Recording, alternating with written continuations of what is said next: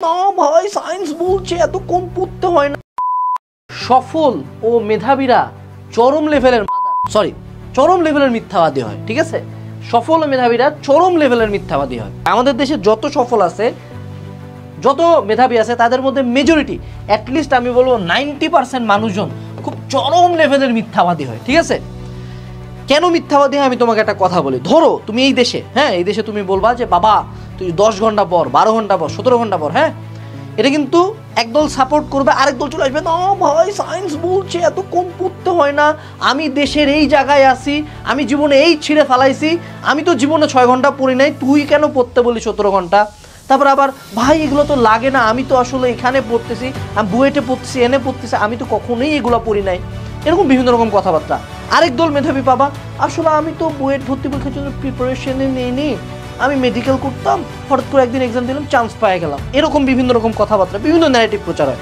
অ্যাডমিশনের টাইমের কথাগুলো আমি বলছি কারণ আমি এই সেক্টরের মানুষ। তুমি এমনি সাকসেস স্টোরিতেও শুনবা যে একদিন আমি জুতার দোকান করতেছিলাম, মৌচাকে জুতা পালিশ করছিলাম, তারপরে একদিন আমি দোকান দিয়ে দিলাম। তারপর জসিমের মতো, জসিম যেমন আচার বেচে না, আচার বেচতে বেচতে হঠাৎ করে শিল্পপতি হয়ে যায়, সাবধান সেলাই মেশিনে কাজ করে, ওরকম গল্প শোনায় দেয় আর কি। হঠাৎ করে আচমকা ধনী হয়ে গেছে। ঠিক আছে, মানে কোনো একটা ম্যাজিক ফ্যাক্টর। এই মিথ্যা কথাগুলো তারা কেন বলে? Surprise oblique magician effect.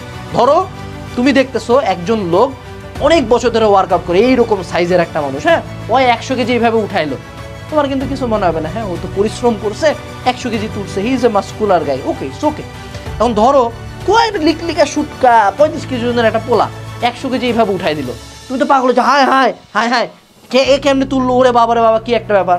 আবার ম্যাজিশিয়ান যখন স্টেজে ট্রিক দেখায়, তুমিও জানো আমিও জানি, ম্যাজিক বলতে কিছু নাই, সেটা হলো হাতের খেলা, যে ওনে থেকে কলমটা গায়েব করে দিলাম, কলম আর নাই। ঠিক আছে, ধরো এরকম করে দেখাইলাম আমি, সব ঠিক আছে। এই ম্যাজিশিয়ান ইফেক্টটা দেখাইলে মানুষ কিন্তু বেশি অবাক হয়। ঠিক আছে, অবাক, মানুষ বেশি আইডলাইজ করে।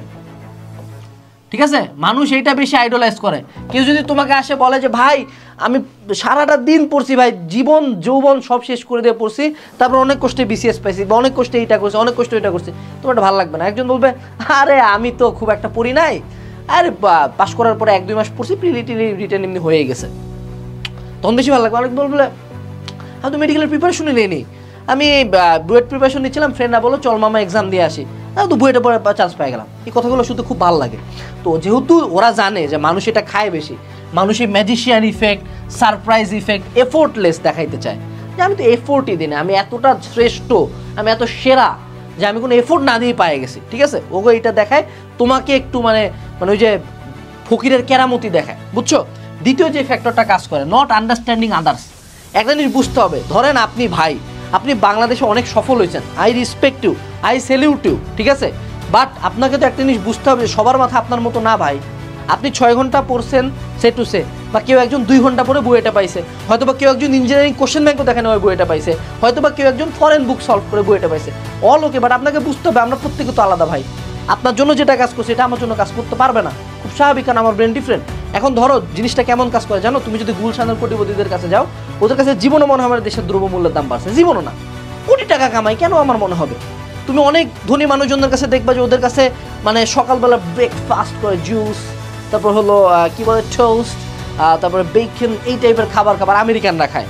আর আমাদের দেশে মনে করো গ্রামের সেলিম মিয়া কৃষক, কোনো মতন অল্প একটু ভাত হয়েছে, পান্তা বানায় একটা পাট শাক দিয়ে খাইলে তার কাছে মেলা হেভেন লাগে। তো এই সেলিম মিয়ার অবস্থা কিন্তু তুমি আমেরিকান কোনো এই শুয়োরখোর মানুষকে বুঝাইতে পারবা না। ভাত খায় কেমনে? একটা রিক্সাওয়ালা মনে করো সারাদিনে 2-4টা চা বিস্কুট, একবেলা ভাত খায়, 12 ঘন্টা রিক্সা চালায়, মানে সেখানে কোটিপতির পোলা একটু জিমে গেছে, প্রোটিন পাউডার, ক্রিয়েটিন, হ্যান ত্যান খায় পাগল হয়ে গেছে। তো একজনের সাথে আরেকজন তো অবস্থা বুঝবে না। এখন যেই শালা মেধাবী, বুঝ এবার আছি পয়েন্টে, যে হলো মেধাবী, এই যে এই শালা মেধাবী, ওর মনে করো আমাদের ডিপার্টমেন্টের যে ফার্স্ট, বুঝছো, হের সাথে আমার এক ফ্রেন্ড দিনে 17 ঘন্টা পরে, ওই মায়া কিচ্ছু পড়ে না, ও গিফটেড একটা মায়া ধরে নিলাম। তো অনেক সময় দেখা যায় যে দুজনের মতো কম্পারিজনে হয় না, খুব স্বাভাবিক এটা। প্রত্যেক দিন তোমার ক্লাসে দেখবা যে পোলাটা ফার্স্ট, খুব একটা এফোর্ট দেয় না, তুমি এদিকে এফোর্ট দিয়ে মরে যেছো, পারে। অনেকে আছে একটা ম্যাথ বুঝতে 5 মিনিট লাগে, অনেক আছে 5 ঘন্টা তো বুঝে না। এখন এই 5 মিনিটে পারা পোলাটা, এই মেধাবী পোলাটা, ও তো বুঝবেই না যে যেই পোলাটা 6 ঘন্টা লাগে একটা ম্যাথ করতে, একটা চ্যাপ্টার শেষ করতে 3 দিন তার লাগে, ওর অবস্থা তো বুঝবে না। ওর কাছে মনেই হবে যে 17 ঘন্টা পড়া খুব খারাপ। বাট মনে রাখতে হবে যে এই যে বেল কার্ভে যদি ফেলায় দাও, আমরা সবাই এই দলের মানুষ, 99% মানুষ এই নো। ওই হালার পোলা বয়ে আছে এইখানে, এখান থেকে বলে 6 ঘন্টা লাগে না, এখান থেকে বলে 8-10 ঘন্টা ঘুমাইতে হবে, আর একটু পড়লেই হয়ে যায়। ও তো এইখান থেকে বলছে, বাট আমরা সবাই তো এখানে, আমাদের ব্রেন তো দুর্বল।